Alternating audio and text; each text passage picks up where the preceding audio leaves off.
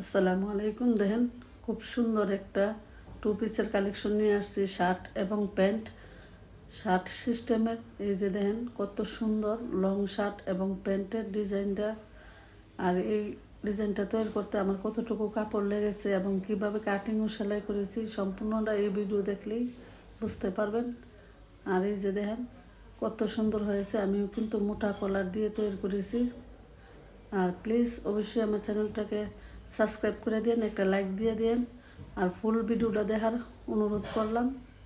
এই যে দেখেন কত সুন্দর হয়েছে। আমি কিন্তু এখানে প্রথমে লং শার্টের কাটিংটা করব, তারপরে আমি প্যান্ট কাটিং করব। এই যে দেখেন এখানে সামনের দিক দিয়ে কিন্তু আমি খোলা সাইড আর অপর সাইডটা কিন্তু বন্ধ সাইড। আমার দিকে খোলা সাইড আমি কিন্তু এখানে 2 ইঞ্চি পরিমাণ একটা ভাঙ্গা দিয়ে নিয়েছি সামনে বোতাম ঘরের জন্য এবং বোতাম বসানোর জন্য। এখন দেখেন আমি মাপ নিতেছি, যেহেতু এটা আমি একটা 12-13 বছরের বেবির জন্য তৈরি করছি, তাই পুরের মাপটা এখানে আমি নিয়েছি 8.5 ইঞ্চি, মানে 17 ইঞ্চি ডাবল বাজে আছে, তাই এক পাট করলে 17 ইঞ্চি হবে। 1 ইঞ্চি সেলাই যাবে আর 16 ইঞ্চি ফুট থাকবে। আর এখানে দেখেন আমি বডির জন্য নিয়েছি 10 ইঞ্চি, 10-10 কিন্তু 20, এটা 20 ইঞ্চি বডি, মানে সামনের পাটে 20 ইঞ্চি, পিছনের পাটে 20 ইঞ্চি, মোট 40 ইঞ্চি হবে।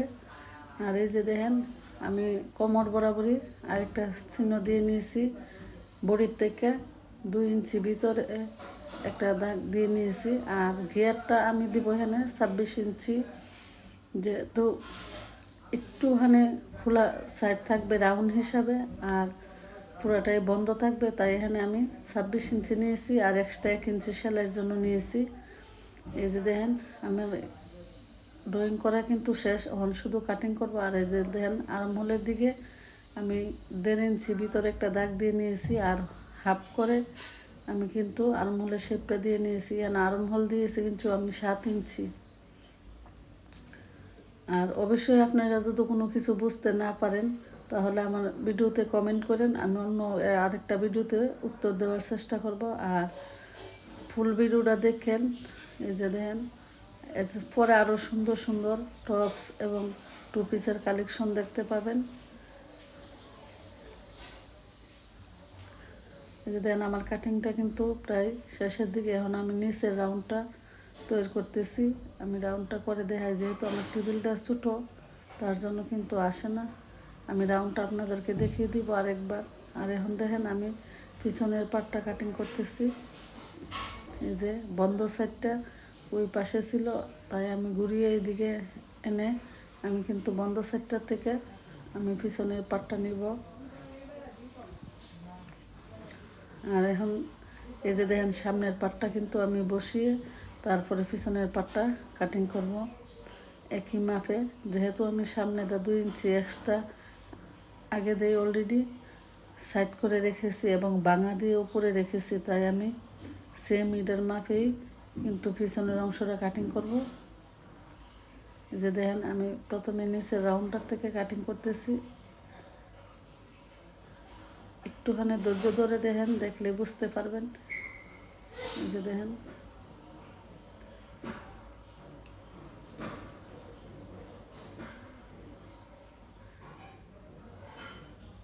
আপনারা আমার এই চ্যানেলে চোখ রাখলে দেখবেন খুব সুন্দর সুন্দর জামা ডিজাইনের দেখতে পাবেন। খুব টপস এবং 2 পিস 3 পিস সব ধরনের ম্যাক্সি ব্লাউজ সব কিছুই কিন্তু আমি অলরেডি আমার এই চ্যানেলে দিই। যে দেখেন আমি কিন্তু রাউন্ডটা নিচের রাউন্ডের অংশটা দিয়ে দিয়েছি, এখন শুধু আমি একটু সাইজ করে নিতেছি। এই যে দেখতে পাচ্ছেন।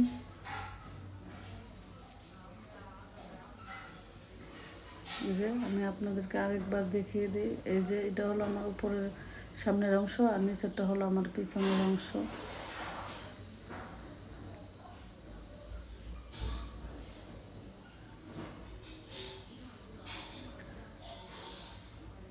এই যে দেখেন এইভাবে আমি রাউন্ডটা দিয়েছি।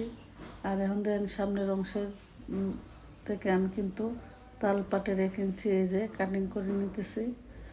হাতার মধ্যে কিন্তু এই ধরনের তাল পাটের অংশ কাটিং করব। আর আমি এই যে মিডল বরাবরই একটা চিহ্ন দিয়ে নিতেছি,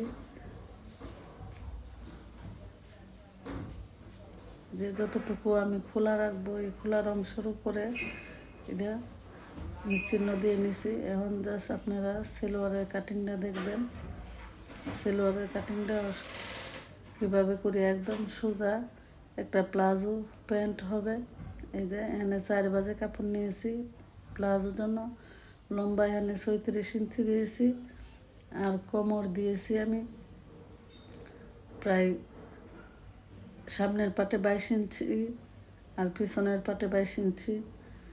হ্যাঁ, যেহেতু এটা 12-13 বছরের একটা বেবির জন্য, এই যে দেখেন সামনের অংশে আমি 22 ইঞ্চি দিয়েছি এবং পিছনে এখানে 4 বাজে কাপড় আছে, আমি 12 ইঞ্চি করে নিয়েছি, আর 1 ইঞ্চি এক্সট্রা সেলাইয়ের জন্য নিয়েছি 13 ইঞ্চি করে।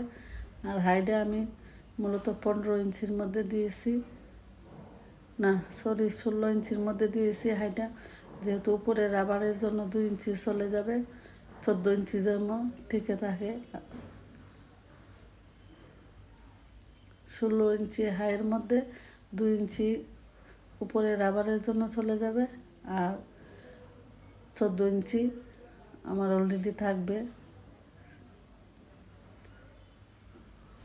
যে হাইয়ের বরাবরই কিন্তু আমি ছোট্ট একটা কাট করে নিতেছি, যে এন ছোট্ট করে একটা কলি দিব, আর নিচে আমি একদম চিকন ভাঙা দেব।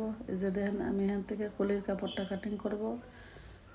আর কতটুকু কাপড় লেগেছে এখানে 3 হাত বহরের কাপড়, মাত্র 2.5 গজ কাপড় লেগেছে।